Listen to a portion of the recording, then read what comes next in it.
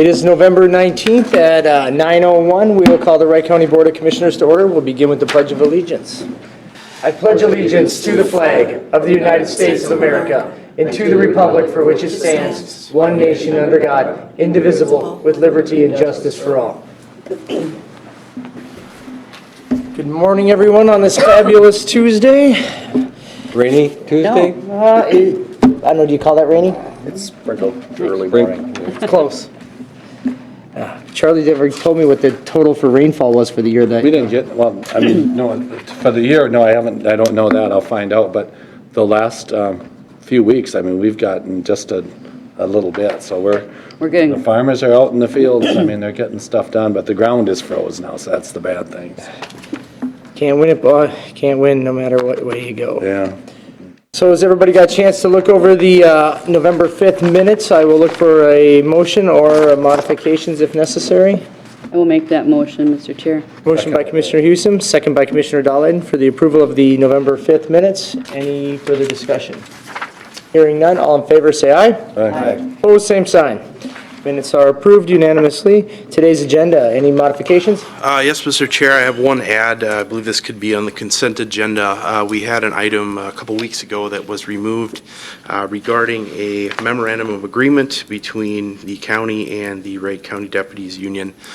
We have the corrected language presented in front of you. We'd like to just get that approved today for signatures. So put that as H2 item, memo of understanding.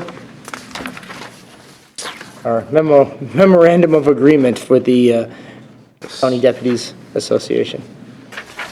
On the consent, that's going? Consent to is, I'll look for a motion with that if that's. I'll move that. Second. All right, motion by Commissioner Burrell, second by Commissioner Potter to approve today's agenda with the addition of the, add to the consent agenda, the memo of agreement with the Deputies Association to H2. Any further discussion? Hearing none, all in favor say aye. Aye. Opposed, same sign. Agenda is unanimously approved. Today's consent agenda, is there anyone like to pull anything from the consent agenda today to discuss further? I'll make a motion to approve the consent agenda. Second. Motion by Commissioner Dahlhead, second by Commissioner Burrell. Any further discussion? Hearing none, all in favor say aye. Aye. Opposed, same sign. Today's consent agenda is approved. Moving on to today's first time, item 902, Mr. Administrator Lee Kelly. Cancellation of public hearing scheduled for today at 9:30 a.m. Yes, Mr. Chair, just as clarification, this was slated to be a public hearing on this property that is listed on the agenda. I was informed by our attorney's office that the property in question, the fee was paid in time, so there's no need to have the hearing today as scheduled, so. No action is needed on that. Correct. It's just informational Just only. mostly informational. I wanted to make sure we closed the loop if someone were to look back on the agenda and see that public hearing posted, why it didn't take place, so. Thank you, Administrator Kelly. We will move to the 904, Chief Deputy Treichler on the resolution accepting a restricted donation to the Wright County Sheriff's Office.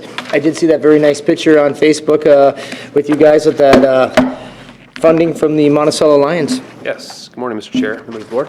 Just looking to have the board approve the resolution to accept the donation for the purchase of the vest cooler kits for our squad cars. Basically, they're attached to the vents. Used more in warmer weather. They can put the cooler down their vest, turn the air conditioning, helps cool them off in the summertime. Church a donation for the purchase of those. Very cool technology. Very, very nice. $5,400 from the Monticello Lions. Correct. Very nice. I will move forward that resolution, Mr. Chair. I'll second it. Motion by Commissioner Burrell, second by Commissioner Dahlheiden. Any further discussion? Mr. Chair? Yes. I'm assuming the Wright County Sheriff's Office is going to be sending a thank you letter to the Lions. I'm just wondering if the board should also send one too, thanking them. They did save us money, because something we probably at some point would have had to buy. Yeah. So, It's nice to see there is such a thing because those vests get really hot. They do. They don't breathe. They don't so- breathe. so They I think it'd be a stick, they good stick to one's body. Good idea. idea. Good idea. Yep, perfect. Administration is on it. Perfect. All right, is there any other further discussion? Hearing none, it's a resolution. Commissioner Dahlheiden? Aye. Aye. Aye. Aye. Aye. Resolution passes. Thank you. Thank you. And thank you to the Monticello Lions. Yeah. Absolutely. We are right on time here at 9:06. We have our, not so looking like Mr. Bob Hevola, we have Mr. Matt Detchen representing the Auditor Treasurer's Office to approve the removal of benefited acres on County Ditch 10 due to an error in viewer's report. I did see the information, so anything else you have to add? No, yeah, it's just an error. It was the discussion with the viewers. They admitted that there were some acres that were getting double charged on 2 different ditches. So I'm asking to remove those from County Ditch 10. This does cause a little hiccup because we did send out assessments and some of them were prepaid. So we will likely have to refund those landowners and then come up with that additional funding next year on our next year's assessments. How much did it amount to?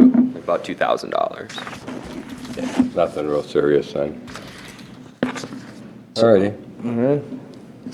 Mr. Chair, I'll make a motion to remove the benefited acres on ditch 10 due to a viewer's report.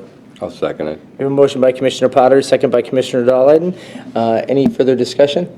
Mr. Chair. Yes, Commissioner Potter. Yeah, thank you, Mr. Chair. Matt, I'm glad you cut this early in the process. Stuff like this gets overlooked all the time.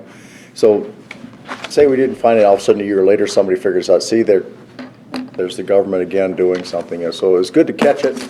It was probably one of these easy to miss items, but thank you for catching it. Yeah, and honestly, it was a landowner that brought it to my attention. They had an informational meeting, a sit-down one-on-one with the viewers. The viewers told them they were going to change this. Some things slipped through the cracks, so I wasn't very happy, but I'm glad we're getting it fixed now. So. Well, and a lot of this stuff too, this is where it's important, and I always tell landowners with the ditch systems, we don't know what we don't know. And if you know that there's some drain tile that's there or it's blocked off that we didn't know about, it's important that you share that with us. That's why this process takes place in the manner that it does, so. Yep. Right. All right, so with that, we have a motion, we have a second. Any further discussion? Hearing none, all in favor say aye. Aye. Opposed, same sign. Benefited acres are removed unanimously. Now we have to schedule an informational meeting with landowners regarding the redetermination of benefits for County Ditch 10, or sorry, County Ditch 16 and 19 on January 14th at 5 p.m. Mr. Chair, Matt, where are these ditches located? By French Lake, so it'd be in Charlie's Okay. district. They're both in French Lake? Okay. Patrick Township, yeah. French Lake? No. By French Lake, so CD19 is the outlet of French Lake. They're mostly Oh, yeah, south. 19. I thought we were talking about 10. That's Oh, not yeah, I French. know, that's, Come on, Charlie, you're thinking old news. Let's move on here. I thought you had I these did memorized. mislead him. but- I will Yep. defend you, Charlie. I did mislead you. I did say 10 for a second, then I, The chair was doing that as a test to see if Charlie was paying attention. Yeah. Yeah, and I'm right on this morning. Not. all right, so with that, I'll entertain a motion I to will set make those. that motion, Mr. Motion Chair. by Commissioner Hewsome.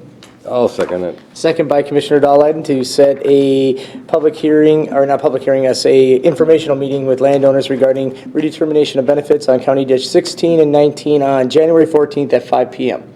Any further discussion? Just one thing. There's also, Matt, on the same day, the 20, 29, and 36. Is that like At 1:30. before it? Yep, At so 1:30. that's the public hearing. So while the viewers are here, I wanted to have the informational meeting for these two So ditches. what time does that one start? 1:30. 1:30. Those in the afternoon. yeah. 1:30. Okay, and then this one will be at 5 o'clock. Yep. Okay, When we perfect. put our ditch hat on, Matt wants to get as much bang for the buck out of us as he can. Oh, no, I got it. No, but I just didn't have a time yet for the 1:30 ones. Okay, thank All you. right. Thank you. Any other further discussion? Hearing none, all in favor say aye. Aye. Opposed, same sign. Unanimously scheduled for January 14th for those public informational meetings. Do we have a ditch meeting this afternoon or this No, evening? we do not. The public hearing today for ditch 33 was canceled as it's still pending some, I don't know, issues that we're trying to resolve. So, Okay, I had it on my calendar here. yeah, so there is no meeting this afternoon for that. Very good for checking that, though. Now we're moving on to item D. Chief Deputy Attorney Brian Esselson, consider further action on citizens' complaint regarding 21st and 25th Street Northwest in Chatham Township. I do love the great photography pictures that you guys put in the packet. I don't know, is this compliments of Virgil? Yeah. Virgil staff? Correct, Mr. Chair, members of the board. As explained, we did receive this complaint. It's a statute that's seldom used, but we got this complaint about a year ago, and I think by the time we had the ability to schedule a hearing on the complaint, it was into the winter season, so we initially contacted Chatham Township. It's been laid over twice by this board. Chatham Township hired an outside engineer in the spring and worked with the engineer to develop a couple of plans for trying to shore up some of these areas.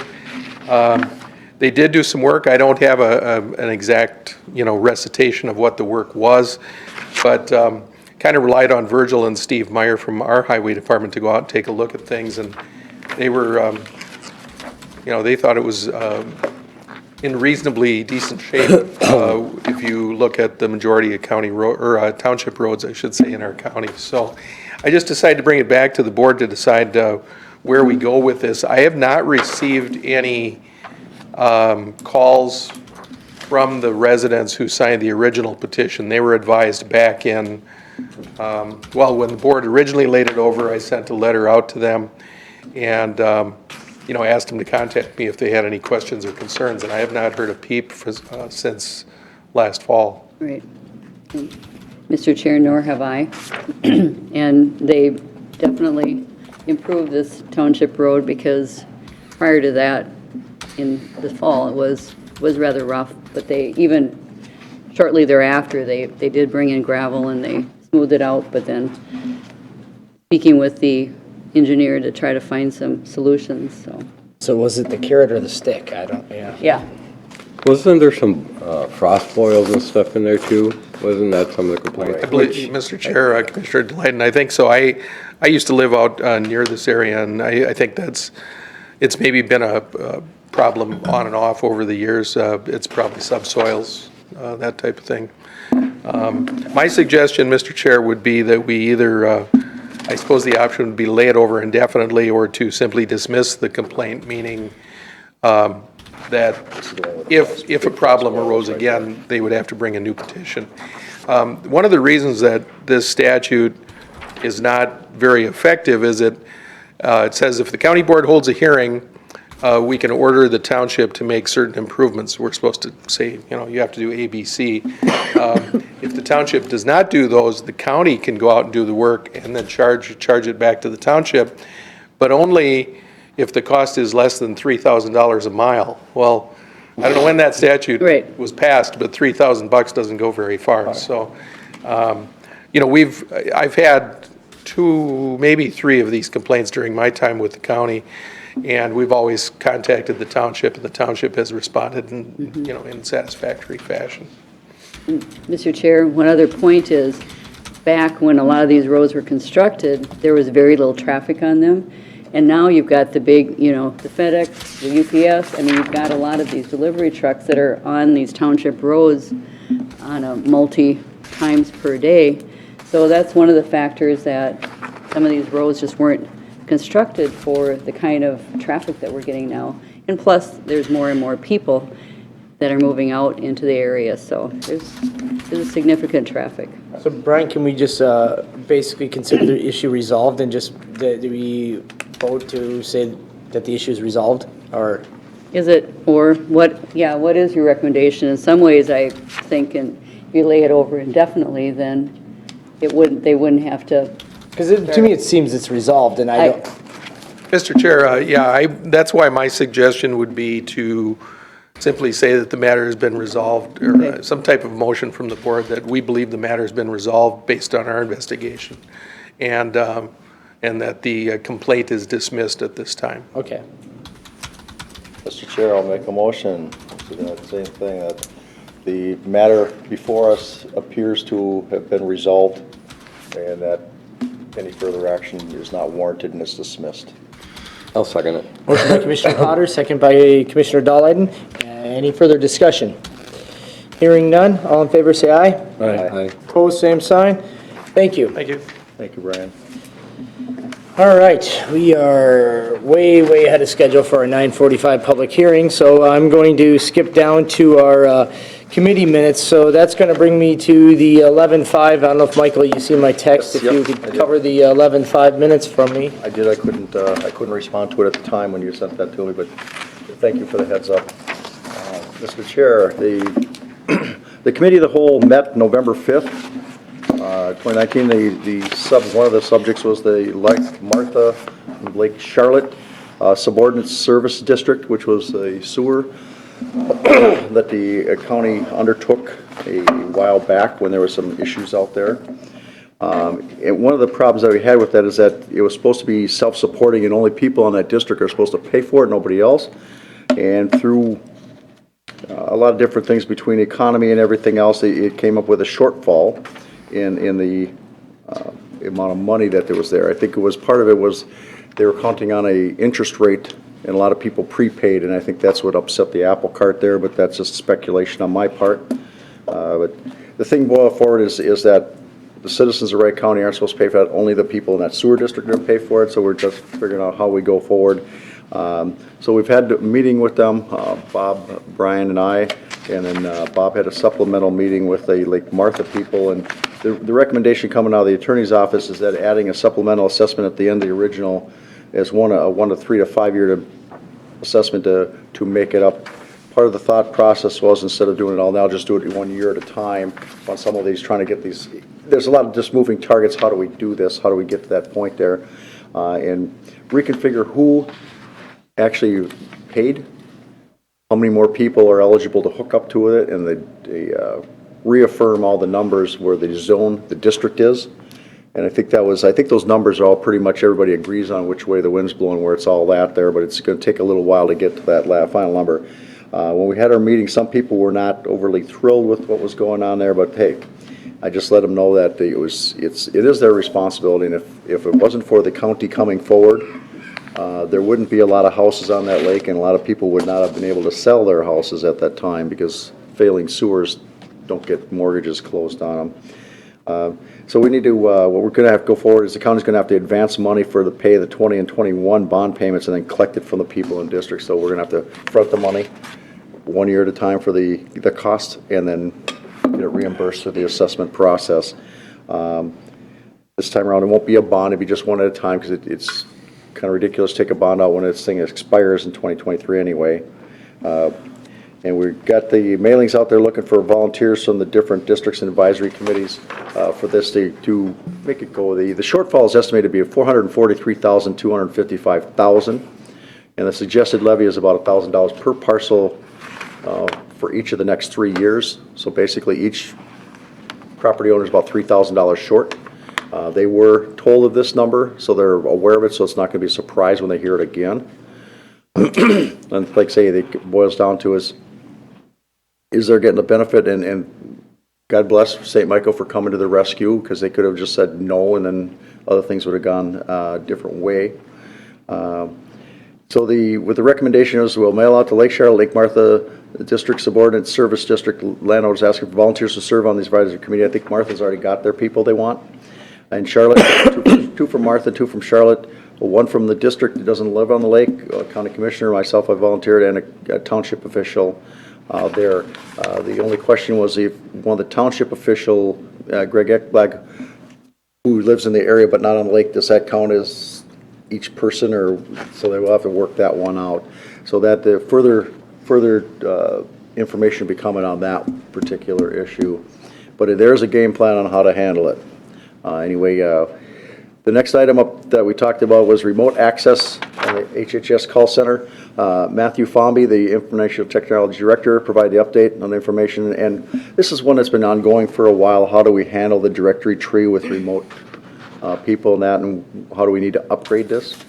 And we do need a new call center. We've known this for a while, so we're looking at, they've got talking with 2 different vendors about creating and implementing a call center structure that allows the staff remote access to the county files and still have the security that we're needing, and includes routing calls and providing information to services to customers. It's already been identified in the capital improvement plan, but no firm solution has been arrived at yet. They're still gathering information, and a couple of things that we need to make sure that the call center is expandable, not only for this department but for other departments. and the capability. There's a lot of moving parts here, and they're, like I say, this is informational only, but they're working on this, and FOMBI's goal is to have a remote access solution in place by the end of the year. And I'm getting a thumbs up that it looks like it's on task, which is good. I mean, realistic goals on how we can get there. I think they've been doing their homework to make sure this was moving forward correctly and expediently. And with that, Mr. Chair, I'll make a motion to approve the committee meeting minutes and the recommendation. Thank you, Commissioner Potter. Second. All right, we have a motion by Commissioner Potter, second by Commissioner Dahleden to approve the November 5th Committee of the Whole minutes. Is there any further discussion? Hearing none, all in favor say aye. Aye. Opposed, same sign. Minutes and recommendations from November 5th are approved. Now, November 6th, Commissioner Burrell, the Committee of the Whole minutes regarding the tax abatement and then the little subline of the communications specialist interview.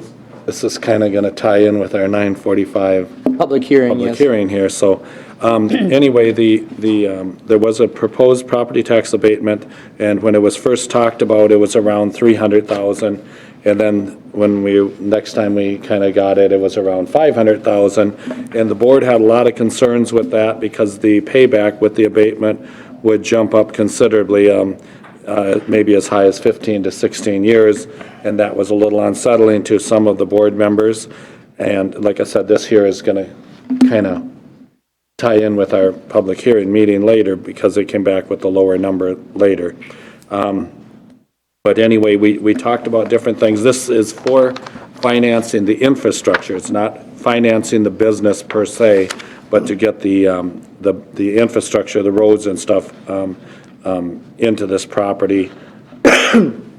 So anyway, after all was said, there was recommendation was to have Administrator Kelly to draft a response for the property tax abatement to the city of Otsego and to cancel the public hearing on 11/19. So I don't know if that happened or not, but anyway, schedule a committee of the whole for the 2020 to discuss the economic, okay, that was also, I'm going to back up. We also talked about different ways rather than property tax abatement to finance something like this in the future. And there was talk about possibly going from our economic development partnership to maybe a, what's it called, Commissioner Potter? EDA. EDA and EDA. An EDA, an Economic Development Administration? Authority. Authority, okay. So anyway, that was also talked about. So the second recommendation, though, was to set a committee of the whole in January of 2020 to discuss that economic development process and how it affects different things in our existing government center as well. Also, then we followed that up with the interviews for the second round for the communications specialist, and all of the board members were there for that meeting as well. Commissioner Burrell, I believe that we, at the very end of the meeting, we talked about canceling the public hearing today, but at the very end, we decided not to throw the baby out with the bathwater, and we decided to go back to the city of Otsego to see if they would reconsider a lower amount than the original $500,000 that they came to us at that point. So should we have the minutes probably reflect that? Because I don't want it to read that it was discussed canceling it, but we decided at the end that let's go back to the city. Correct. It may be wise to revise this. At the time of the meeting, which was on a Wednesday, we were expecting an official proposal from the city on that Friday, which did come and kind of changed our discussion. That coincides with later in the meeting. We do have our public hearing, of course, but this was also discussed at our workshop on the 12th. So maybe we should change the recommendation here, because it was, there was kind of a contingency thing in there. If you can't lower it, don't even bother kind of thing. And that's where I think with the recommendations to be to reach out to the city of Otsego with a reconsideration of a different amount for tax Right, abatement. unless the amount can be reconsidered. I'll do that as a recommendation, Mr. Chair. Okay. So it would be to cancel the public hearing unless an amount lower could be considered. Yes, perfect. We have a motion by Commissioner Burrell? And then, yes, with that, Mr. Chair, I'll make a motion to approve the minutes and the recommendations As modified. as modified. I'll second it. And we have a second by Commissioner Dahleden. Is there any further discussion? Hearing none, all in favor, say aye. Aye. Opposed, same sign. Minutes and recommendations from the November 6th Committee of the Whole are approved. We're still doing good. Yep. All right, now we get Commissioner Dolan for the Personnel Committee from the Mr. November Chair, 6th. just, I was kind of stuttering a little bit because my sister and I were talking last night and she joined Toastmasters and we were talking about our ahs. And I caught myself doing about 4 ahs there and I'm like, oh. I was trying to talk without doing it. It's going to be a tough one.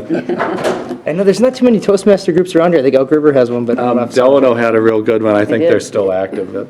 But anyway, yeah, she joined up and I asked her how she did and she said she had a lot of them. All right. Commissioner Burrell? You're not, sorry, Commissioner Dolan, back to the Personnel Committee. All right, perfect. November 6th. Are you sure? I'm positive. And we're gonna be counting odds too, so go ahead. Is that 1 or 2? Long one. It's hard not to do it. It is. Personnel Committee met on the 6th. All members were present. Also present were Michelle Miller, Jill Pooler, Kimberly Johnson, Lee Kelly, and Lori Pollock. The discussion was regarding a HHS supervisor reclassification. They handed out a budget amendment form, which included the justification for the request to reclassify the supervisor position. It's no longer needed in the child support area anymore, but it's desperately needed over in some other areas. And Health and Human Services thought that this was a good way to help improve things at the Social Services Office. We were concerned about having this coming forward at this point with the budget already being approved, but then it was looked at, and because these were a snapshot in time,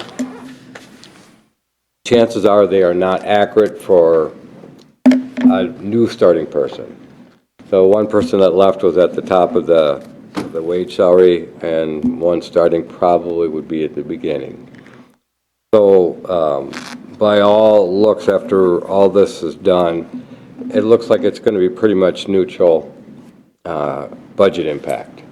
Yeah. So the recommendation was to approve the reclassification of the Health and Human Services Supervisor position.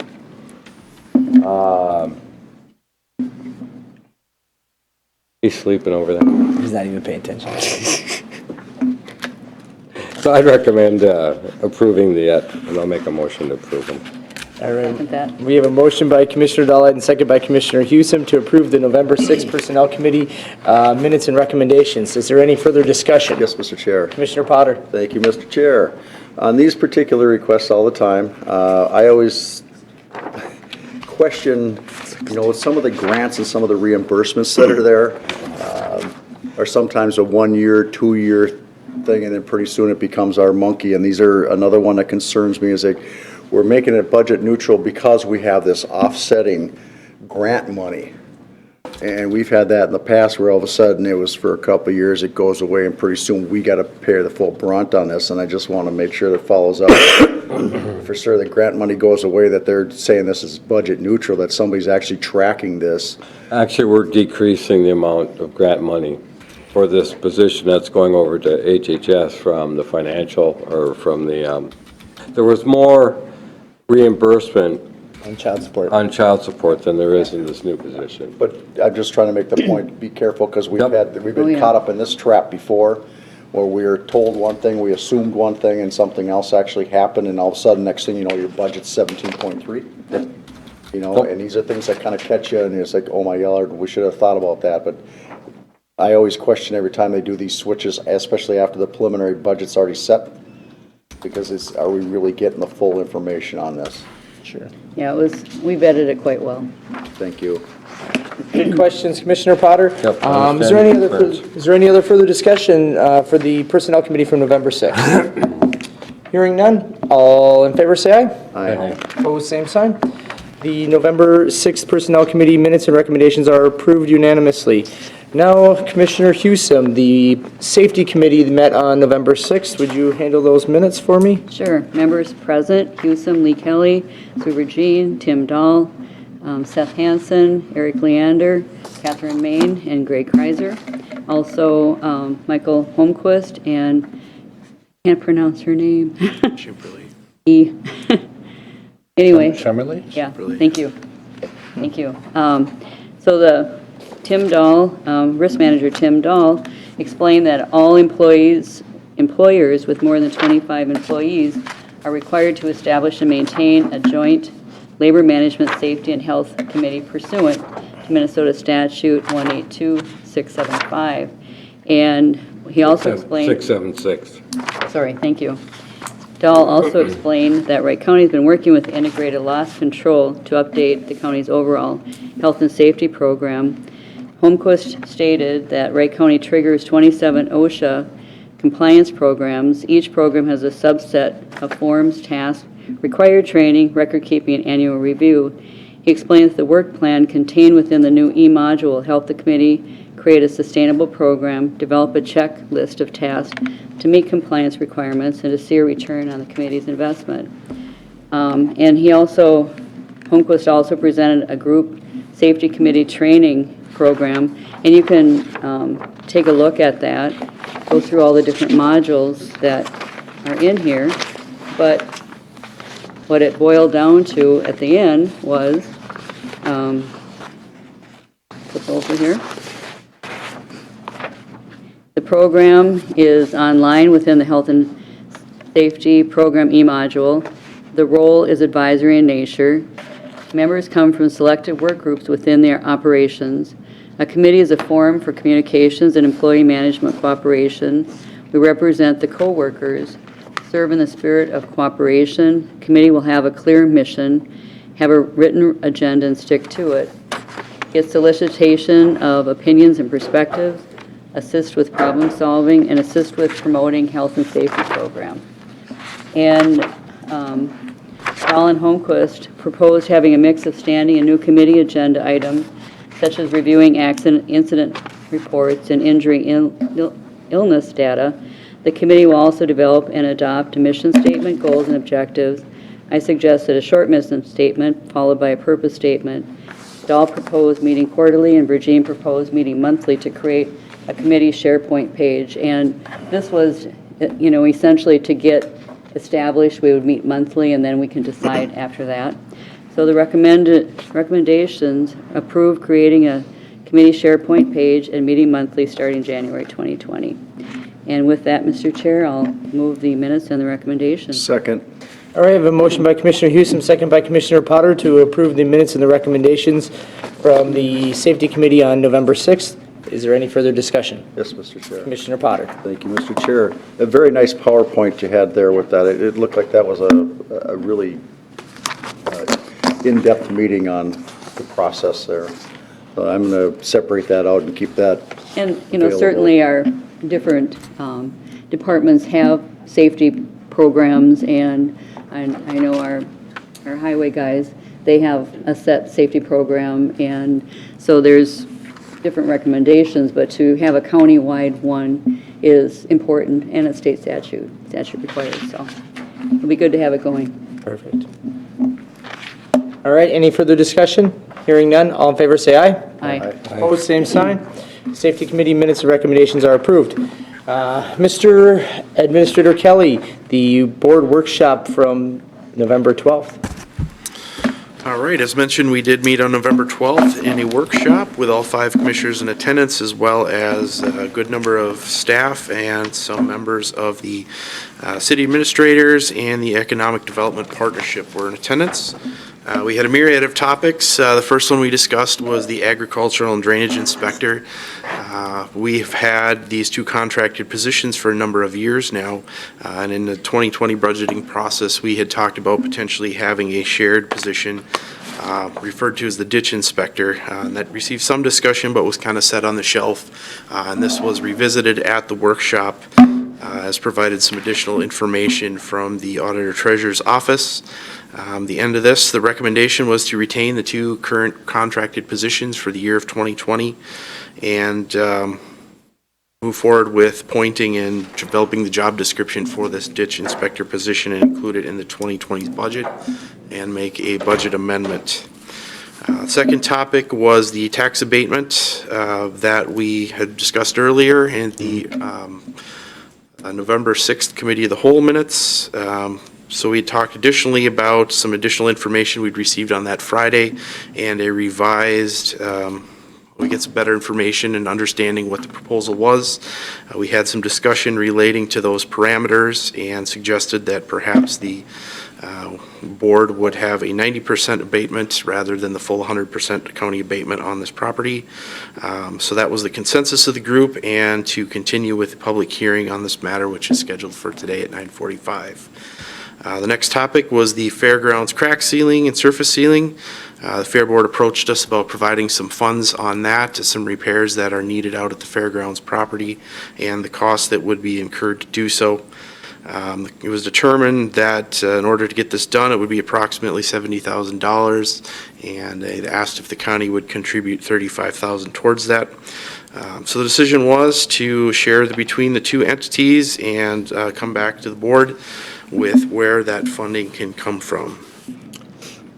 Mr. Chair? Yes. I thought that we had stated that our maximum amount would be $35,000. That's what I thought too. Not to Okay, if we exceed need a 35. revision, let's make the revision of the minutes then. Okay. So this would be a not to exceed. That's what I had written. That's Yeah, what, yep. that's what I had thought. Yep. We'll make that correction. Perfect. The next topic on the agenda was economic development. The discussion started about our economic development partnership. The director is going to be retiring in 2020, and it has spurred a discussion on how the county would like to proceed forward with the partnership or potentially exploring one of the other economic development vehicles for a variety of reasons.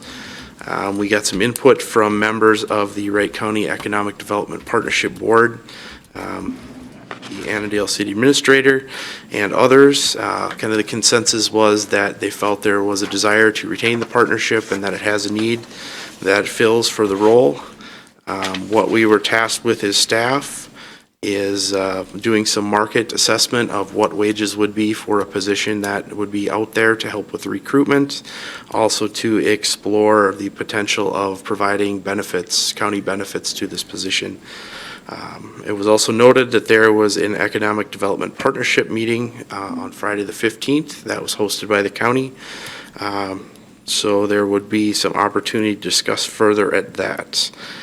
So the recommendation was staff to bring back legalities of providing benefits and look at scheduling a time for Heidi Pepper, who is the former Wright County Economic Development Partnership Director, to come and speak to the board in the future.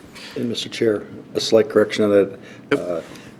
Heidi Pepper was one of the first. I don't believe she was the first. I believe she was the second one that was there, but she was early on in that process. Okay. Topic number 5 was legislative topics. We discussed a few of the proposals that have been submitted by a few of the departments. We talked specifically about health and human services items regarding the min choices and a dental health center that we're looking at getting some bonding funding for, as well as highway and parks proposals, and discussed about some drainage policies and making our legislators aware of these issues. We will have a meeting on the 28th of January with our legislators, but also the recommendation was to schedule a committee of the whole for December 3rd at 10:30 a.m. to discuss lobbying services with our lobbying firm and our direction moving forward to the next session.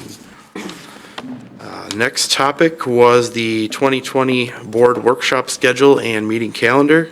I wanted to revisit this as 2019 was our pilot year of doing workshops for the board. So we discussed, felt like there was a consensus to continue doing the workshop. However, there was a discussion about open meeting law and some of the items that the board attends and clarifying that. when that would be potentially an open meeting situation. The recommendation by our attorneys was that we post the township annual meetings stating that we authorized attendance and can provide an update of county business at those meetings. Another issue that was raised was regarding holding a board meeting on workshop days. Even if it would be a short meeting, staff had felt that it would be good to have that opportunity to address some items on a weekly basis. And then we talked about months in 2020 with 5 Tuesdays. So recommendation coming out of that was to cancel the June 30th, 2020 board meeting, and we'll address the remainder as we get closer to those dates, and to hold a board meeting, even if it's a short one, prior to the workshops on the second Tuesday of the month. Mr. Chair, a ton of items, a summary of the minutes. All We right, can have thank more you, discussion. Administrator Kelly. Motion to approve. We have a motion by Commissioner Potter, second by Commissioner Dahlheiden to approve the workshop minutes from November 12th with the modifications that were stated in there, Commissioner Potter, correct? Any further discussion? Hearing none, all in favor say aye. Aye. Opposed, same sign. All right, we still have 4 minutes yet. I think we can get the medical resolution for appointing a medical examiner covered yet. Sure. Mr. Chair, as you know, we've contracted with Anoka County for medical examiner services for many years. This has been an arrangement that has worked out quite well for the county. We feel it is quite affordable. We were notified that we can renew for up to a 4-year period. Rather than doing this annually, staff has proposed that we renew this contract out through the end of 2023 with Anoka County for medical examiner services. If you have any questions, we can discuss. Chair, I'll make that motion to Second. approve it for 4 years. We have a motion by Commissioner Houston, second by Commissioner Potter to approve Anoka County for the medical examiner's contract through 2023. Is there any further discussion? Mr. Chair. Yes, Commissioner Potter. Thank you, Mr. Chair. I think we're getting quite the bargain with Dr. Strobel on this. We're getting a good report all the time. Yes. And I think these citizens of Wright County are served well by this partnership on this one. I agree. Any further discussion? Hearing none. Resolution, Commissioner Potter. Aye. Aye. Aye. Aye. Aye. Medical examiner appointment is approved through 2023 unanimously. All right, where are we at? 2 more minutes. Probably do the letter of support for Maple Grove. Yeah, we can do the letter of support for the Maple Grove bonding. We'll skip C and we'll go down to D. Guys, Commissioner Potter, do you want to say a few words regarding this? Yeah. Thank you, Mr. Chair. With the Maple Grove, they're looking for the letter of support. The governor has gone around doing what's called the bonding tour for this next session, this bonding year. But the governor made it clear that he's not going to entertain trunk highway bonding. That puts a lot of projects like 55 Coalition in a little conundrum on that one. But this one, he has gone around the state looking at different bonding projects, and it's not just transportation. Some of it's mental health and other issues there. This one particular one, they did go to the 610 extension project to look at it. They're looking for what they $18 million is the request, and it's a high priority ranking in there. And what I want to achieve with this is that Maple Grove and Hennepin County and that with the I-94 coalition, we are tied together with this project. They do go hand in hand. We've been down with the different hearings in different places with Maple Grove on this, because this does affect quite a bit of our constituency on the eastern side that use that road. When the 610 extension, when the Dayton Parkway, all that goes, so we're going to see a dramatic shift on how many people, instead of going through St. Michael, will actually go through Hanover to get to the freeway to access the city. So it's going to change overall, and because we are not a direct person benefiting, but we're kind of the ancillary beneficiary, just looking for approval to solidify their case that this is not just a Maple Grove thing. This is more of a regional fix to help this. There's a lot of pictures and charts and all these things I have seen before, but it's a good, to me, it's a good request for those, because as we're growing, the dynamics of this will help our citizens get to and from, since again, we have 70% of our workforce that goes outside the county to work. And if you see what's going on in that eastern part, you'll know that the traffic patterns are going to change dramatically once some of those things open up. So this would be, I would make a motion to approve the resolution of support for the Maple Grove bonding request of the extension of 610 to County Road 30. I'll second it. I think anytime we can support Right. other communities who also did support our improvements to I-94 Yeah. west of St. Michael, so And that bottleneck real does affect Yeah. us, because I tell you, it backs all the way into St. Michael on 94 in the morning, so. Motion by Commissioner Potter, second by Commissioner Dahlheiden for the letter of support for the bonding request for the 610 County Road 30 project. Any further discussion? Hearing none, all in favor say aye. resolution. Oh, resolution, I'm sorry. Commissioner Dahlheiden. Aye. Aye. Aye. Aye. Aye. Letter of support passed, resolution passed unanimously. All right. And Mr. Chair, Yes. who will write that letter? I imagine the administration or highway department will draft something together. Yeah, we've worked already on some language, Okay, so we'll thank just you. formalize that and get it submitted with the resolution. Thank you very, very much. Now we are going to move back to our public hearing at 9:45. Thank you for everybody's time. Now, item E, the public hearing proposed property tax abatement for property development by Rice Companies. And I'm not going to read out all the PID numbers. Save you all that pain. Chief Deputy. I do have a map here if you wish to take a look at that. But good morning, Mr. Chair and members of the board. Before you is a resolution approving property tax abatements and authorizing execution of an agreement with the City of Otsego, Minnesota, in connection with the construction of a 44,000 square foot grocery store with accessory motor fuel facility and an approximately 70-unit multifamily housing facility to be constructed. It is necessary that certain public improvements be constructed by the City of Otsego. In order to finance the cost of the public improvements, the city and the county have determined to utilize tax abatement financing as authorized by abatement law.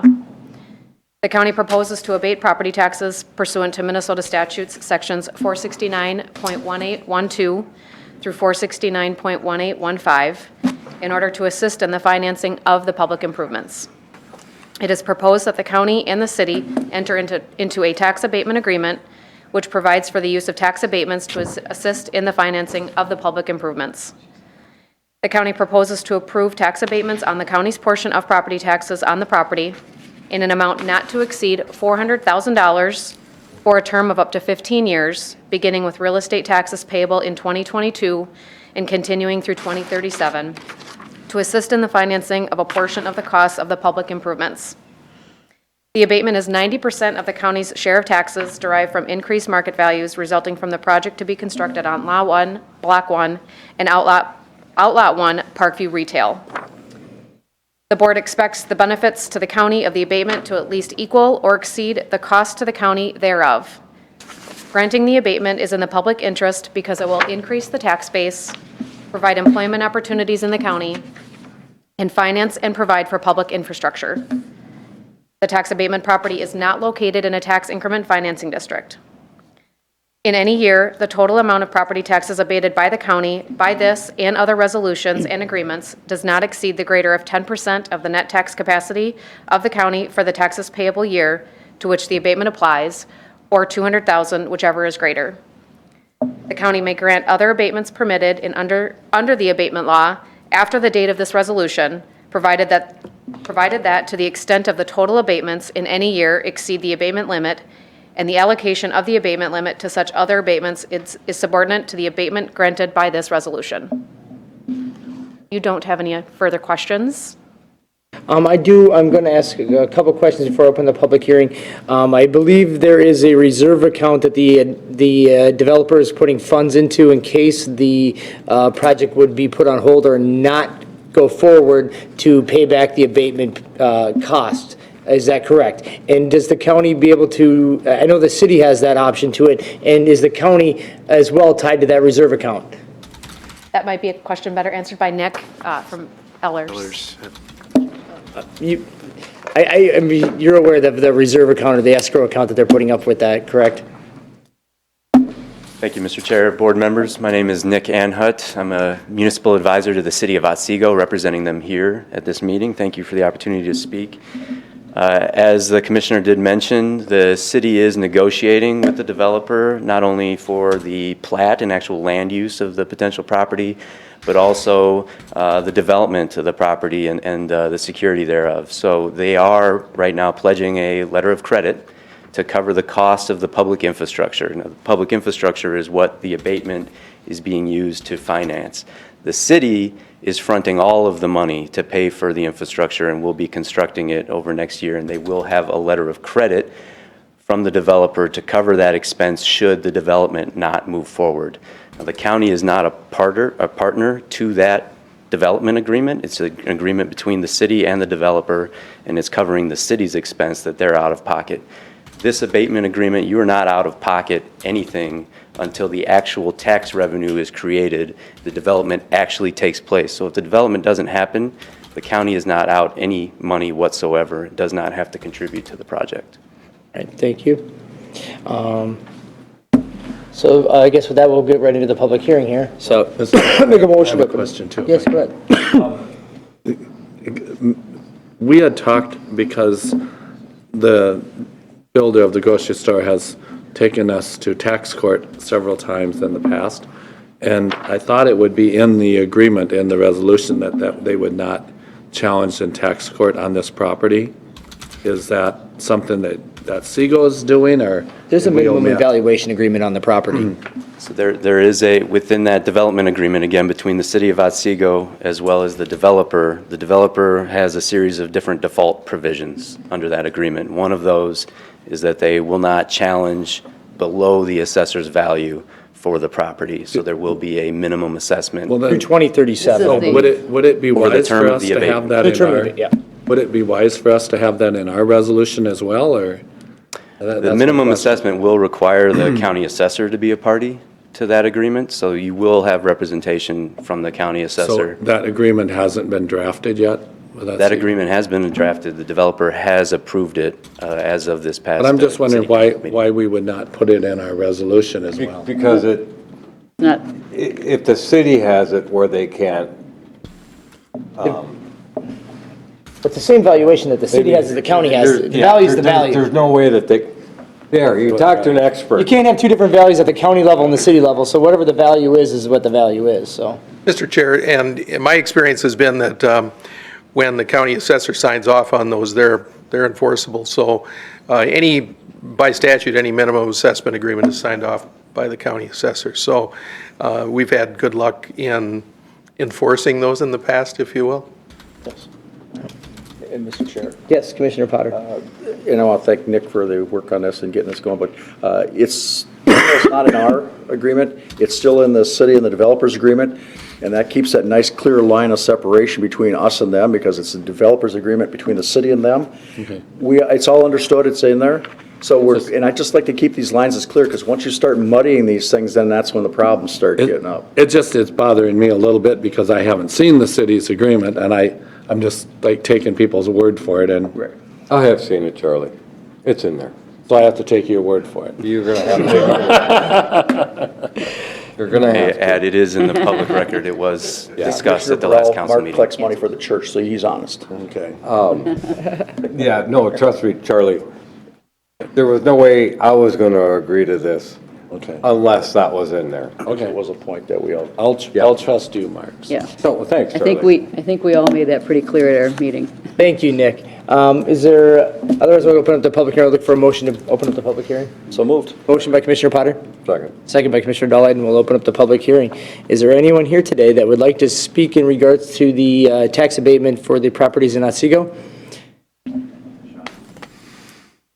All right, once again, is there anyone that would like to speak in regards to the tax abatement for the properties in Otsego? I will ask one more time. Is there anyone here that would like to speak in regards to the tax abated properties in the city of Otsego? Hearing none, I will entertain a motion to close. A motion by Commissioner Dahlheim and second by Commissioner Potter to close the public hearing. All in favor, say aye. Aye. Opposed, same sign. Okay, I guess one thing I'm going to state off is just kind of doing a little bit of homework and research on this, because I kind of went both ways on this. But ultimately, at the end of the day, this infrastructure would need to be put in at some point. Exactly. The only difference is that you have a developer here that is willing to use their property value and abate it to put in this infrastructure. So, because ultimately, if you didn't do it and the project didn't happen, 3 to 5 years from now, we would end up just through the highway, or the city or the county would join together, have a cost share in putting this infrastructure in. So from that standpoint, it just accelerates getting that public infrastructure done, and it gets it paid for in a different manner. So, Well, not only that, but I think it also adds value to the county and to that city. well, absolutely. I mean, just Right, in the business aspect of it, property values, property and I values. think it will improve quality of life over in that area to help. Definitely increases their tax base. Well, and now that you got this down, I mean, if I believe Nick maybe knows, or you do, Commissioner Dahlheiden, I think they have a preliminary plat agreement on Phase 2 already now that was just recently adopted. So the payback on this realistically is going to be 7 years or less in all reality, which is really good, because if you didn't do this development, odds are it could probably sit vacant for 3 or 4 years. And then basically that vacancy covered the difference of what it costs to pay for it. So. Without the county's help, this would not be taking place. So it is very helpful to the county, or to the cities. And again, we kind of put the cart before the horse with this thing because we didn't have all of our ducks in a row, and I think we do have something planned for the future for discussion so that we know how to handle these applications in the future. I think that'll be some good discussion. So in the first year is kind of really honing down this process. Commissioner Burrell. And I don't know if Tammy can answer this, or Brian, but in sub E or whatever, let me see, it'd be 2E. It talks in there about that this abatement, that any other ones would be subordinate to it, and you cannot abate up to 10% of the net county capacity or 200,000, whichever is greater. So does that mean if, let's say we were doing 100,000 a year on this one abating, I'm just throwing out numbers, I know that might not be realistic, but then we had another 2 projects that came up that did 100,000 here and 100,000 there, the last one would not, we couldn't do it, is that it? Am I reading that right?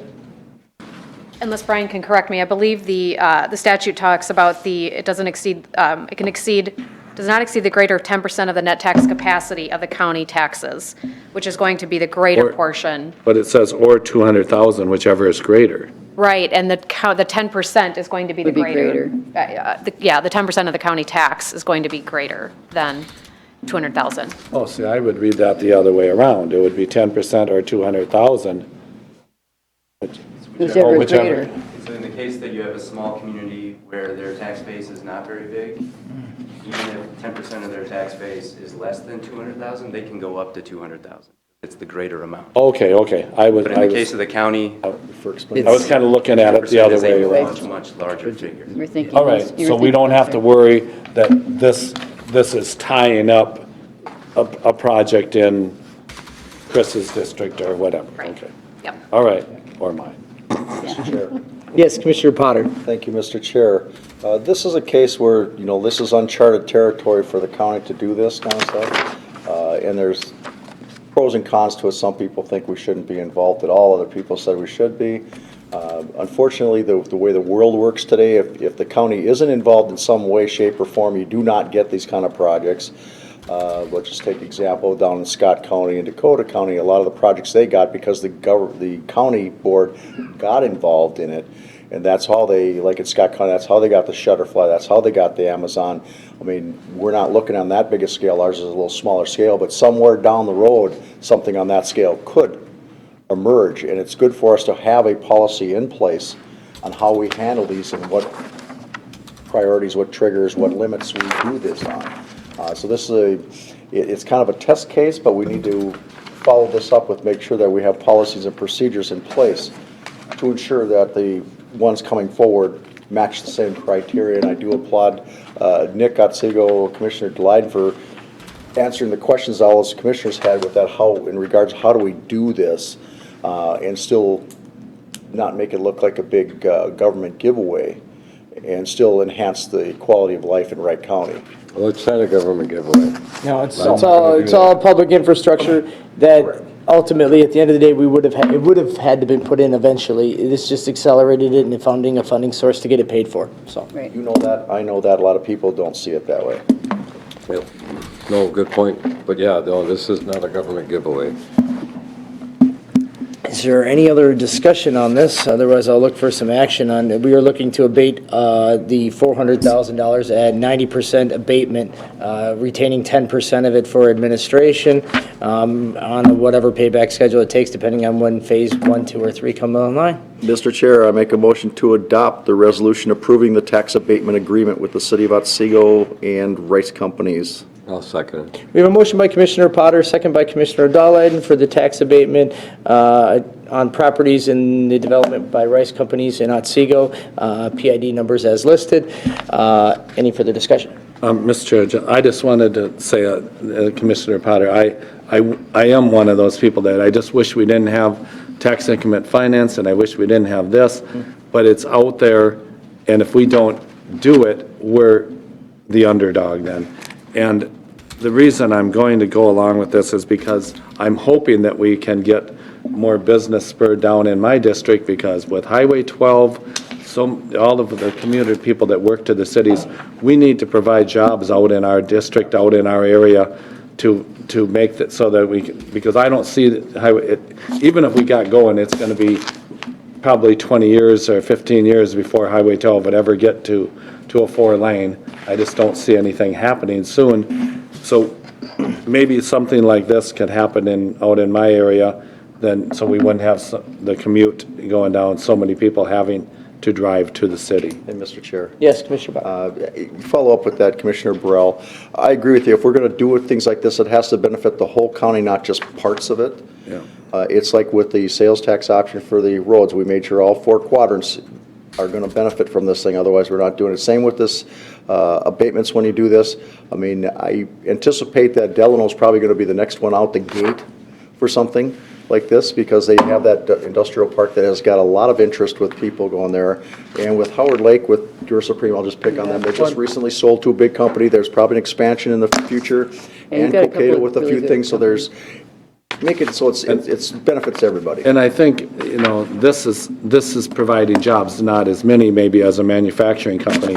So, and the manufacturing companies can use the TIF as well, so, but we do need to get growth in our county and do whatever it is. And I reckon back to planning and zoning, where if a business is proposed to get out in the country and the township's okay with it, I mean, we have to look for that too, because there's some businesses that are well suited to be out in the townships as well. Okay, that's all I have. All right, any other discussion? We have a motion and we have a second. It's a resolution. I'm going to start it off. Aye. Aye. Aye. Aye. Aye. Motion passes unanimously. Abatement approved. Thank you. Thank you. Thanks, Nick. All right. Thank you.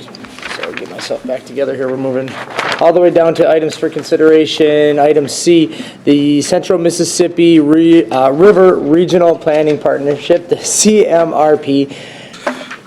It's always a mouthful. I'm getting better at it. That is our mouthful. So we are looking to remove the Highway 25 Corridor Coalition from the Committee Advisory Board list for first action. And then with that, we're going to replace it with the Central Mississippi Regional Planning Partnership. I think that should just be one. Yes, Mr. Chair, this is largely a cleanup item as this group has transitioned from a more focused on Highway 25 to more of a regional entity. So the first 2 items are really a cleanup for our internal purposes and appointing members to that board, knowing that you, Mr. Chair, are also the chair of the CMRP board. And then lastly, we'll take that, probably the 3rd item separately, is to approve the joint powers agreement as it has been revised. And basically, I would ask that we do that. We'd remove the Highway 25, add the CMRP, and its subsequent advisory boards that live within it, so to the advisory board listing. So, I'll make a motion to approve removal of Highway 25 Corridor Coalition and changing it to the CMRP, Central Mississippi River Regional Planning Partnership. Second. Motion by Commissioner Tallett and second by Commissioner Potter. Any further discussion? One less committee for me. Hearing none, all in favor say aye. Aye. Aye. Opposed, same sign. All right, now with the formal part of appointing 2 board members to this group, I guess if somebody wanted to take my spot, they could become the chair of the organization. It's only mildly time-consuming. We've heard. You won't be chair next year, it'll work. Oh, no, out I'll good. be chaired most likely Oh, no, next year. but Not here. But not here. Not here, So no. you'll have lots of. I'll have lots more time. And Mr. Chair. Did you know I was gonna make a coup to take chair next year? No, just kidding. And Mr. Chair, just to refresh the public on a little history here, with the Highway 25, the formal Highway 25 Coalition, I sat on that for a couple of years, not compensated, not anything, to try to keep the ball rolling on this, because it was there for a little bit and kind of mothballed, and the agreement with Commissioner Swatsky at the time was, if we're going to move forward, this is going to be approved. If the commissioner from that area wants to be on that board, they get the seat, and that was all agreed by all of us, that yes, that makes sense, because it's in your backyard in that district, District 2.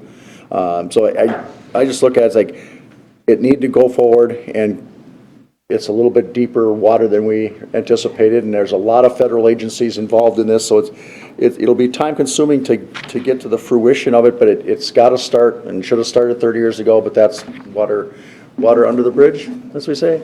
So besides Derek, who else is willing to serve on it? Mark? Mark is, Okay. Commissioner Burrell, that was part of it, because the area encompassing there includes Commissioner Lyden's district, so it makes more sense for him to be Yep. Okay. part of that planning process. for So that. I'll make a motion then that we appoint commission. We voted to just ban it already, right? Yeah, we already Okay. we I'll already make- adopted the new. I'll make a governance motion then guidelines. to appoint Commissioner Vetch and Commissioner Delighten as the 2 board members to represent the CMRP, I'll second that. and to Motion. add it to the committee advisory board listing. Motion by Commissioner Burrell, second by Commissioner Hewsome. Thank you, Commissioner Burrell. It's a good organization. Yes, it's a lot of work, but it's good work. It's work that I think will hopefully foster some good results in the long term for the area, so. Well, it's a good planning. It's not taking a narrow roadway. It's looking at the whole area in 2 different counties, and Exactly. how it should be laid out for the future. Yep. Instead of making mistakes and saying, well, why did we do that? Or lack of planning. Yeah. The Highway 25 crossing is a problem now, and it's only going to be a bigger problem as the city of Monticello doubles in population, and it's the same with across the river there. Yeah, there's Becker, just the traffic on a weekend. And who it's says there just can't be nuts. common sense in government, Mark? Yeah. You do. You keep saying that. That's right. It doesn't happen very often. So, yeah, it probably won't be in our lifetime that we'll see it, but at least we're planting the seeds for the future. Absolutely. So with that, we have a motion and a second. Any further discussion? All in favor, say aye. Aye. Opposed, same sign. Mark, you and I are approved for that committee. Congratulations. Now, last is everybody will get a chance to look at the new JPA for the CMRP group. It's kind of just been kind of modified to represent kind of changes in the organization. And you're okay? Jeff, would you? Yes. Being late, No. Jeff Young, Monticello Township. We were having some discussions last night as far as the county helping Monticello Township join this. Has there been any discussions on this? That was actually an item I was going to bring up after this item. We had a discussion in our workshop regarding the possible funding, partial funding for We appreciate that townships. because it did Yep. come up last night. Our budget is very small and any help that we could get from the county would be greatly appreciated. Thank you, Jeff. Yep. All right. So with that, is there any discussion on the agreement? This is a much cleaner agreement than what we had previously, so I do support this. You have your motion, or is that? No, he had a question. Question, oh, Just Commissioner a Potter. quick question before I get, because it all comes down to everybody is, like with Monticello Township, what if a township is involved? How does that go with the funding formula? But we're going to talk about that.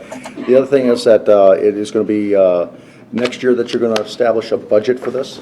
Well, actually, we had, just this last week, preliminary budget. We have a proposed budget amendment, because right now we've been kind of operating without a work plan. So we are going to put an amended budget together, and this amended budget will kind of translate into the new budget going into the 2020. It's kind of a rolling budget, because we're trying to encompass the entire planning process, which is about an 18-month process. So we put all the dollar amounts into it. That actually went out, it'll probably go out this afternoon to all the members, and we'll be adopting it hopefully tomorrow afternoon or tomorrow morning at our CMRP meeting. Okay, so at some point in time, in the near future, we will be informing the public what the budget is for this project, because it never fails. Well, how much money you throwing at that? Okay. And you can't throw nothing at it, because that doesn't work. I mean, I know you've been vetting this. What's the appropriate amount to budget to help this project move forward? I know at the beginning here with studies, it gets a little expensive, and then for a while it'll taper off. And then when it comes to look like it's time for the project to get action, it'll ramp up again. But we need to do like a projection, not only of first year, but maybe a couple subsequent years after that. Would be nice for the public to know what we're doing here and what the price, because some people have that disconnect in how much you pay, because I remember first getting on the board and putting money in the I-94 coalition. It was like, what are we doing that for? The legislature should take care of that. In fact, unfortunately for the cities of St. Michael and Alvaro, they put a lot of money in the 94 coalition, which shouldn't have been their thing to do, but they did. You know, the tune of $45,000 a year, each one of them, for multiple years to get this moving forward. And so the dollar figures, when it went from basically a token amount up to 10 grand, it was, oh my God, it's the end of the world. It costs a lot of money to get these things done and get the studies through, because especially river crossing, you have no less than 5, if not 6 or 7 different federal agencies you're going to have to get approvals for, on top of the Homeland Security. That's your other one you got sitting there. That's a long process to get these done. And looking at the numbers, we projected if 2 more members joined in our projections, we have 4 potential joiners. We budgeted based on if 2 of those 4 joined, and looking with the increase of another $10,000 from Initiative Foundation, all likelihood for the next 24 months, barring anything unknown, dues will remain the same. There would maybe be a small modification if none of those 4 entities join. There might be a small modification up, but otherwise municipalities will still be at $15,000. That was the discussion that we had at the workshop that I was looking at for the township, if we would basically be able to subsidize our townships in Wright County. Sherburne County can do what they want on their side, but at the side, at the amount of around $7,500, 50% of the townships, because a lot of the planning information that comes out of it is infrastructure-based, which doesn't have necessarily quite as much value for the townships as it does for the counties and the cities. Correct. And I do applaud the flexibility that your board has put in place, because some of the joint powers agreements before were so rigid from both sides of the river, and it does not fit. This is a little bit more flexibility, which is good for us and them. Absolutely, because there's different dynamics, you know, than from Sherburne County to Wright, so it's a matter of getting whatever it takes to get the people at the table, because everybody's input's what's going to make the plan worth anything. And it won't be an easy process, but it'll be a thorough process. It'll be a thorough process. And we at least have a neutral third party involved in it. Absolutely. It'll be a career builder. So My career's over. I guess I would be looking for 2 different motions here. One would be to accept the CMRP JPA agreement, and then the other one would be to get a motion and a second to fund the townships in the amount of $7,500 for any townships.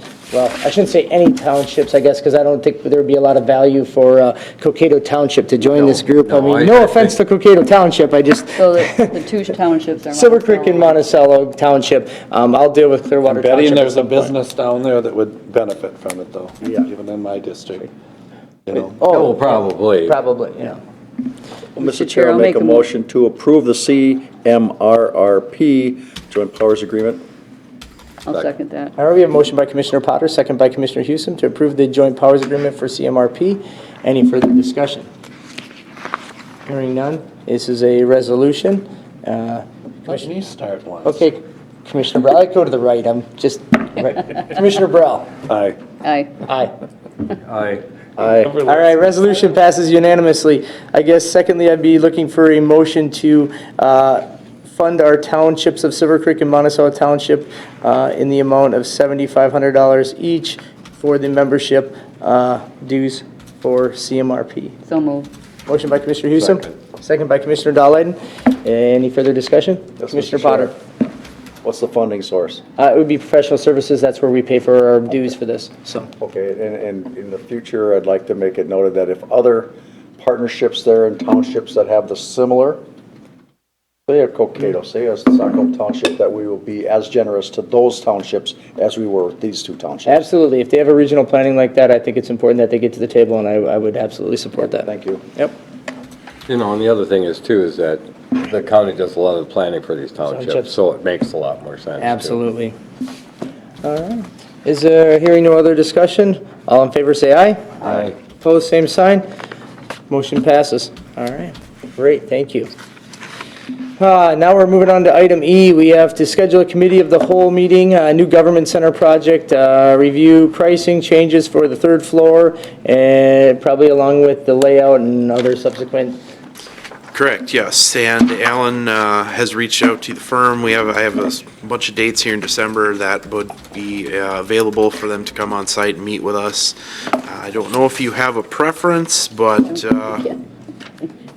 probably the earliest date we were looking at was Friday, December 13th. Otherwise, we can look into that next week. 13th in the morning, I have 55 Coalition, it's a big Yeah. meeting. Okay? I have actually two things, and I can only make one, but the legislative breakfast with the Central Minnesota Jobs and Training and my state health meeting, so I'm only going to be able to do one, so. 13 in the afternoon, maybe a possibility. Otherwise, do we want to look at the afternoon of the 16th, which is Monday? Afternoon, I'll be at Transportation Alliance Board meeting, that's, might as be you know, I'm going to better. be taking over as president of that next year. The 15th would be bad for me, I know that. The 15th is a Sunday. You want to meet on a Sunday? I could do, I thought you said, no, the 16th, excuse me, 16th would be bad. Friday the 13th in the afternoon, I could make it. Actually, I could make the 15th. I could do 12 o'clock on the 13th, but, because I have to be out of here by 1:30 on the 13th. I can make 12. 12 would be Okay. fine, that'd be That fine. works That would for me. work. So 12 o'clock on the 13th. So, okay. Mr. Chair, I'll make a motion to schedule a owners committee of the whole, committee of the whole, for the changes to the third floor of the new admin building. On December 13th at 12 o'clock? I'll second that. All right, we have a motion by Commissioner Potter, second by Commissioner Hewson. And then where will we meet? Here. Right here, okay. It's looking like the boardroom is available that afternoon. All right. Okay. Motion by Commissioner Potter, second by Commissioner Hewson. Any further discussion? Hearing none. All in favor, say aye. Aye. Opposed, same sign. All right, committee of the whole scheduled for December 13th at noon. All right, now we need to schedule a committee of the whole for the IT director report to board. Yes, as requested, you had hoped for an update approximately 90 days. Had a brief discussion with Mr. Fomby. We were looking at the 17th of December following the board meeting at 10:30. Perfect. 10:30 on December 17th. Chair, I'll make a motion to schedule that meeting at December 17th at 10:30. Second. Motion by Commissioner Hewson, second by Commissioner Dahlheiden for a committee of the whole on December 17th at 10:30 a.m. Any further discussion? Hearing none. All in favor, say aye. Aye. Aye. Opposed, same sign. Okay. Wow, we completed all of our business. Advisory updates. Start with Charlie. I did not have anything that I can think of. Yeah, I could edit another one right there.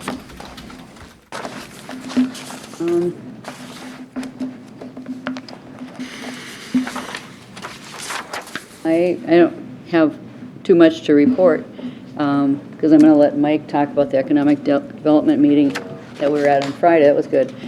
But I was at the Annandale Safe Schools meeting, and the good news is vaping is down. Kids are starting to hear about the lung diseases that others have had and some of the other issues, health issues, and there's essentially a lot of kids were trying it because their friends were.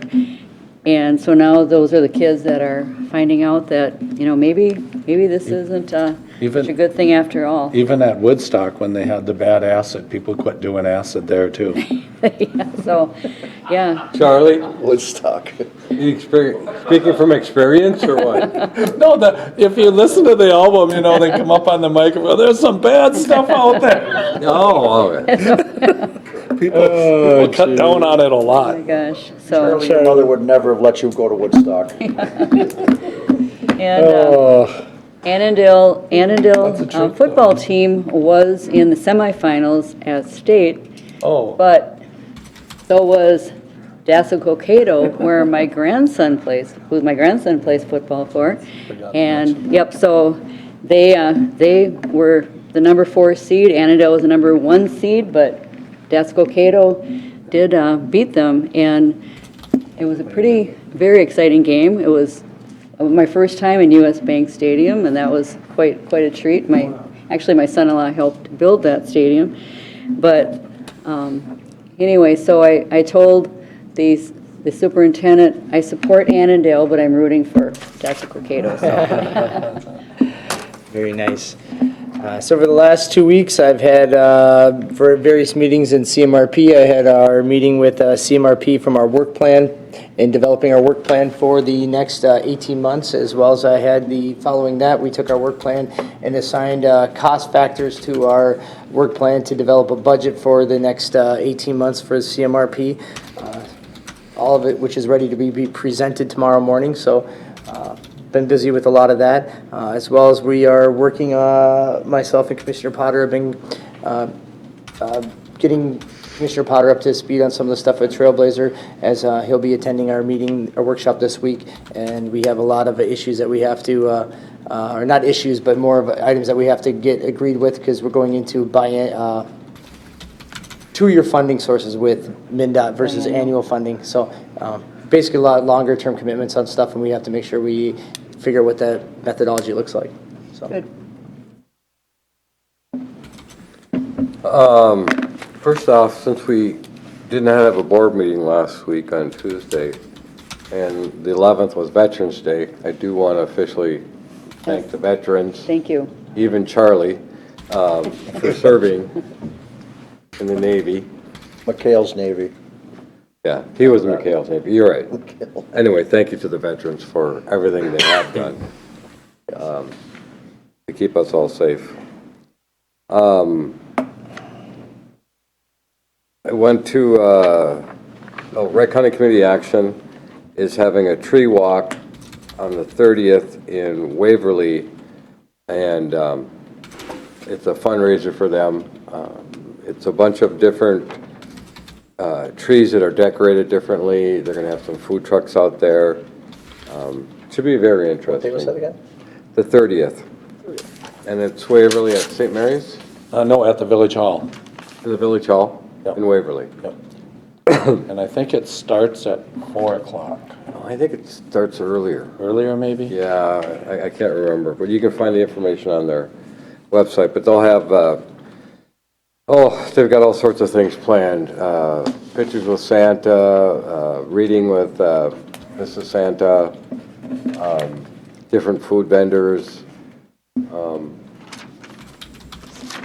And if there's different businesses that would decorate, they pay to decorate the tree, and then they judge, whatever. I'm gonna have to go to find out what it's all The about. residents, or the people going will be able to do the judge. And then they donate, I think the trees are donated to needy families at the end. They are. I don't know how they would get them home decorated, though. That would be a tough one. You'll figure it out, Charlie. Okay. Well, some of those Lions member will bring them home to them, I'm sure. Put it in They're an a pretty enclosed active trailer club or there. something. And then, last night, I drove all the way out to Dassel for a joint ditch meeting. Somebody that lived a lot closer never made it. We won't mention any names, I was Charlie. there. I just want to say that I was there. Yeah, after the meeting. But it was the meeting was over. It And was a very the- quick meeting. It was the shortest ditch meeting I've ever been in. Took you longer to get there than, It did. I said I got there, and it's like, where is everybody? But Well, it started early, like it 5. pretty much right? was, it started, yeah, but it was approved, and it was it's going to be no cost to the benefited ditch owners, just to the Lake Association DNR, and it's just putting in a weir with a new culvert to improve the quality in the lake, and Charlie, I can't remember the lake. No, and I don't either. It's not Collingwood, it's a different one down there. Yeah, no, the water ends up in Collin. Well, it could be Cokato Lake, but I No, don't- no, up it's further not. than that. It's a sunfish, anyway, I left the info in my vehicle. Might be Lake Francis too, yeah. thank you. Anything else? Nope. All right, Commissioner Potter? Thank you, Mr. Chair. Last Tuesday afternoon, it was the Extension Committee, and Commissioner Burrell had other issue there. It was mostly doing reviews of some of the staff and some of the year-end things. There's a couple items with agriculture that Commissioner Burrell will be a lot more versed on that. Then I made sure I got a packet of everything that was covered in his box so he can review that, and Adam Austin, and talk to those people to see if there's any chiming you can have. And there's some workshops coming up for landowners and renters about future rent prices and different things. So a lot of good things coming up with the extension over there. Next thing is last week I attended a Rockford Chamber Commerce meeting at Wright Hennepin Electric, and it was the Wright County Economic Development Partnership along with Brian Kozlowski from the Tech Center. Tim Zapoy was not able to be there, but more like about opportunities in the employment field that are there. Rockford School District bowed out of the VOTEC a while ago for whatever reasons, budget or scheduling or whatever it was. And some of the opportunities and update them what's going on in this tech school that's beneficial to a lot of the students growing up, and opportunities sitting there. So maybe in the future, maybe the board will see that they can work their schedule issue out and maybe get some people there, because I think they're the only school district in this county that's not part of it. Oh, really? They were before, but they aren't for whatever reason. It was a good meeting, giving them an idea of what's going on and some of the opportunities in there, and the 47 years that tech school's been open. You know, I went there for 2 years in high school, and it was a very good program back then. And it's getting these people life skill. What they're looking for is if they can get the internship or certificate that they've been there. They won't get a certificate because it's high school, but there is some collaboration with the St. Cloud Tech School to make it easy, because you have to be associated with one of those at a set post-secondary level to get accreditation or certificate. But it does look good on a resume if you've gone through a tech school training on this, so you have some basic background information. And I think that when they're like their certified nursing assistant program, I believe that they do get certified at the And end that of one, that program. that one So is through the hospital in St. Cloud. That one particular does have the association with that. Not every program in there does have that association, but they're working on it. I just hope that they get to the point where they can get some accreditation to it, because it would build so much more merit in that versus having these kids decide to go to St. Cloud Tech post-secondary to go and get a 2-year certificate in welding, where if they go Well, here, they can't get that, you It doesn't know. make sense when you're allowed to do post-secondary in high school for Right. college credit. Why can't you do it for? Exactly. For a trade. And that's really Exactly. what it is. It's really post-secondary that they're doing the training, and they have just excellent programs. I mean, if people haven't toured that place to see what these kids are doing, and I mean, you know, they've got like a auto body shop in there, and I mean, it's And they just did a amazing. renovation with the auto body, Yep. or the auto shop. Yep. For all the equipment's been upgraded, and they went out to the businesses, what are you looking for us to train the technicians to Right. get there?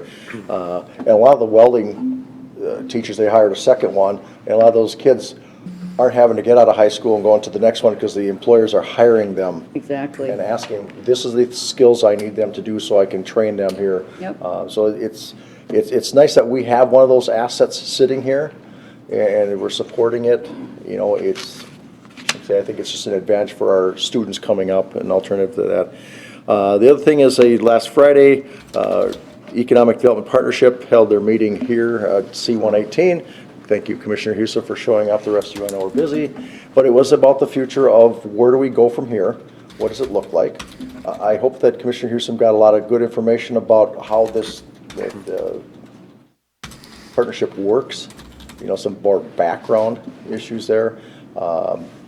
The way we have it now, if we were to try to convert from a partnership to an EDA, that means we'd all be on that board, and there's a steep learning curve there.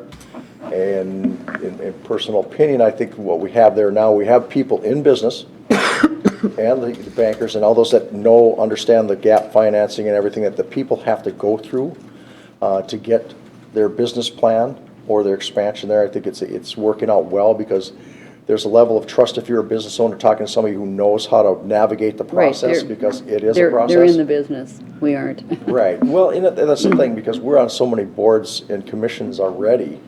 It's tough to replace and do that one at this point in time.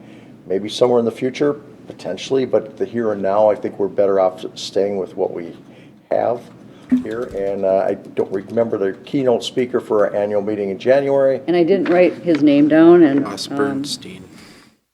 I don't know, was that Ron Bernstein? Ross Bernstein? Ross Bernstein. Ross Bernstein. I did write his name down, now I look at my notes. Yeah, and that this gentleman is cutting us quite the deal to be the keynote speaker. He's been all over the world. He usually gets $20,000 per engagement. He's come for basically it's $3,000, $1,000 for him and $2,000 for the book that goes to the. He donates them to the Herb Brooks Foundation. Herb Brooks Foundation, because he was part of that hockey thing, and to get a good keynote speaker to get people to attend these annual meetings is worth the price of getting something like this. And in fact, I made it a point that I personally put $500 towards that. Core Trust put $1,000, so we got halfway to the $3,000 we need to get this person there. When you get a dynamic speaker, you can be at the edge of your seat the whole time versus one of those that make you sleep about 2 minutes into it. So I'd be looking forward to that coming there. Tonight I got library board up in St. Cloud. This is just towards the end. We have to approve a couple of different additional hours for a couple libraries, one in Piers, a couple hours, and 3 hours for St. Michael. They have the 3 different tiers of a library and how they got to compete to get their more hours. St. Michael has hit their targets. We did an adjustment on some hours before. They've hit their targets all the way through, and so they're going to get 3 more hours. Not that everybody there likes it, but they've hit the targets, and it was already in the budget for this. Thank you. And Commissioner Potter, I wanted to let you know, too, I do have a person's name I'll bring it forth to Lee to put on the board for next week to replace Dan Bravenu, who's going to step down. Thank you. Very good person. You guys will be impressed with. Great. You don't want somebody that has a passion for the libraries because, you get somebody on there just to put them on a board. You want somebody that's in there. And I got to see Mr. Jim Shovelin last night, and for 8 years, you couldn't find a better board member that is engaged. And he said it was the funnest committee he'd ever been on, and that gentleman was just there, prepared. Mm-hmm. I really like that and that they. So that'll be that also coming up this week is I-94 Coalition, and we did not get the build grant money. We didn't.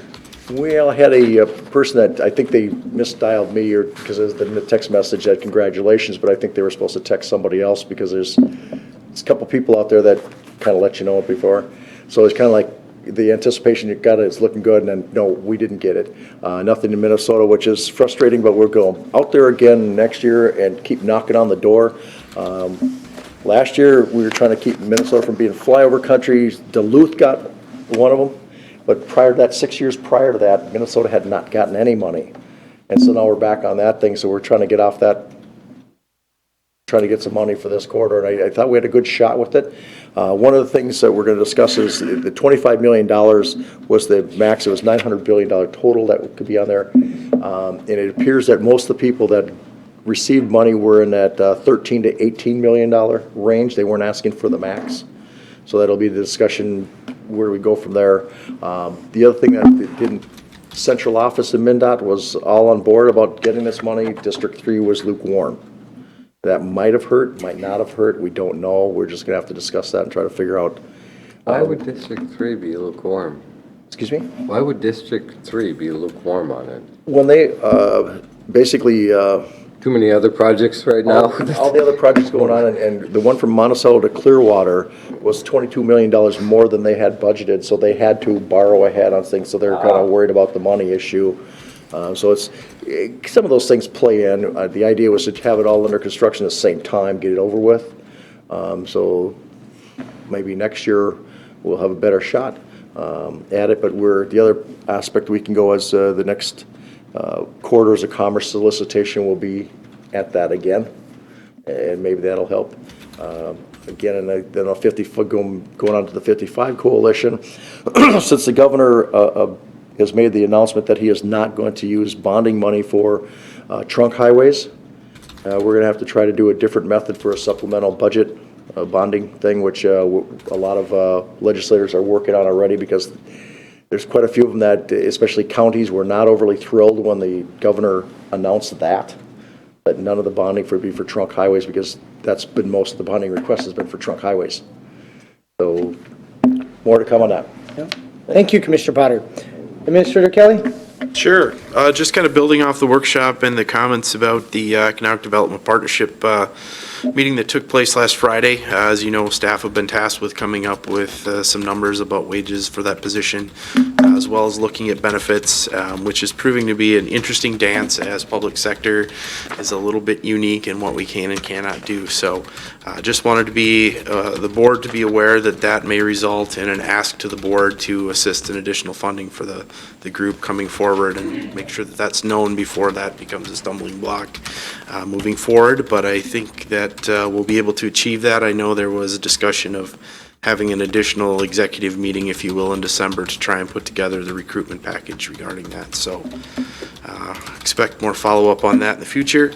The other thing, as you know, we've been working with health partners on developing a clinic at our new government center, having some meetings with that, and perhaps we'll touch on that on the closed session, or not closed session, the committee of the whole, when we talk about the building, just to get everyone up to speed. They have asked us for a letter of intent, which is non-binding.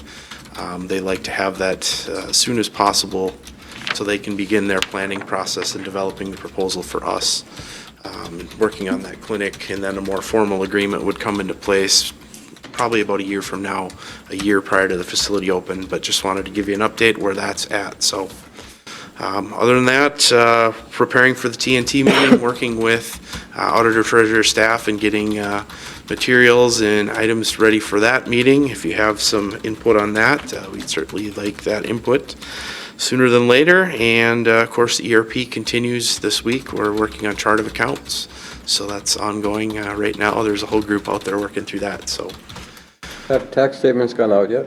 that I don't know. I'm not sure. As I was, on the news last night, they were talking about Minneapolis. Dakota County's out already. They should have been mailed yesterday. Okay. So we should see them tomorrow, probably. Yep. Thank you, Administrator Kelly. If there's no other business to attend to, we'll adjourn today's meeting at 10:39.